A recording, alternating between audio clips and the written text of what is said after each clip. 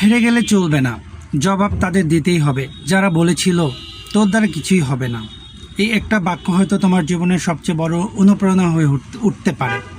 যখন মানুষ তোমার উপর বিশ্বাস হারিয়ে ফেলে, যখন চারদিকের মানুষ তোমাকে নিয়ে হাসে, তখন তোমার ভিতরে জন্ম নেয় নতুন এক আগুন, প্রমাণ করার আগুন। জীবনের সফলতা কখনো সহজে আসে না, প্রতিটি পদক্ষেপ থাকবে বাধা, সন্দেহ আর অবহেলা। কিন্তু মনে রেখো, যতক্ষণ তুমি হাল ছাড়ছো না ততক্ষণ তুমি হারছো না।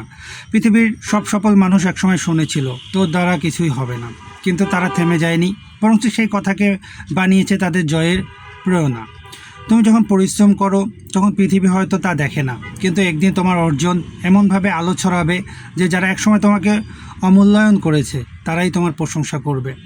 তাই এখন নিজের উপর বিশ্বাস রাখো, কারণ তুমি পারবে।